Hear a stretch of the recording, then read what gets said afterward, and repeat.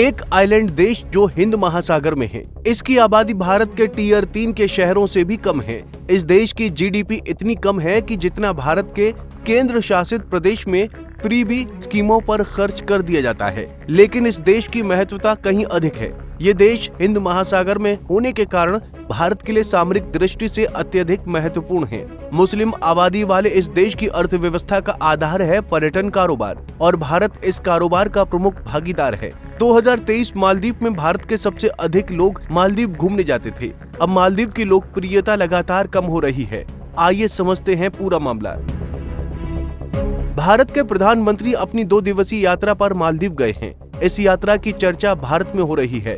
चर्चा की वजह है मालदीव के राष्ट्रपति मोहम्मद मुइज़्ज़ू ने 2023 में मालदीव के राष्ट्रपति का पद संभाला था। मालदीव में मुइज़्ज़ू की वापसी के पीछे की एक बड़ी वजह थी एंटी इंडिया सेंटीमेंट। भारत की एक रक्षा टुकड़ी मालदीव में तैनात थी, जिसे मोहम्मद मुइज़्ज़ू ने राष्ट्रपति बनने के बाद वापस भेज दिया। फिर क्या था, भारत में मुद्दा तूल पकड़ने लगा। भारत विरोधी देशों की सूची में मालदीव शामिल होने लगा। लेकिन इस बीच भारत से पर्यटक मालदीव जा रहे थे। फिर साल आता है 2024। भारत के प्रधानमंत्री ने कुछ ऐसी तस्वीरें सोशल मीडिया पर शेयर की। साफ सुथरा समुद्र, मालदीव जैसा नजारा। ये तस्वीर वायरल हो गई। ये तस्वीर थी भारतीय द्वीप लक्षद्वीप की। इस पर प्रतिक्रिया की मालदीव की सरकार के पुछल्ले मंत्रियों ने। प्रतिक्रिया प्रधानमंत्री के खिलाफ थी, जिसका नतीजा हुआ बॉयकॉट मालदीव। 1 साल के भीतर भारत से मालदीव जाने वाले पर्यटकों की संख्या में भारी गिरावट आई। ये संख्या 50% से भी कम रह गई।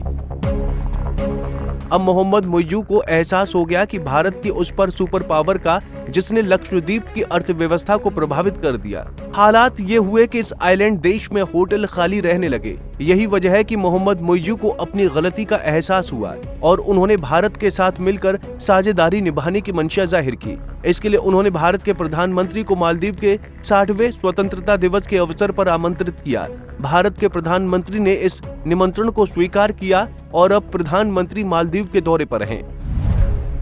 मालदीव का पर्यटन कारोबार कैसे हुआ प्रभावित? 2023 तक मालदीव में पर्यटकों की संख्या के मामले में भारत नंबर 1 देश था। 2022 और 2023 में क्रमशः 2.4 लाख और 2.6 लाख भारतीय पर्यटन मालदीव गए, जो कि किसी भी अन्य देश से ज्यादा हैं। लेकिन जनवरी 2024 में प्रधानमंत्री नरेंद्र मोदी की लक्षद्वीप यात्रा पर मालदीव के कुछ वरिष्ठ अधिकारियों की प्रतिक्रिया से भारत में नाराजगी फैल गई और भारतीयों ने मालदीव से दूरी बनानी शुरू कर दी। इसका असर बहुत बड़ा था। पिछले साल केवल 1.3 लाख भारतीयों ने मालदीव का दौरा किया था और भारत पर्यटकों का योगदान देने वाले देशों में 6ठे स्थान पर आ गया।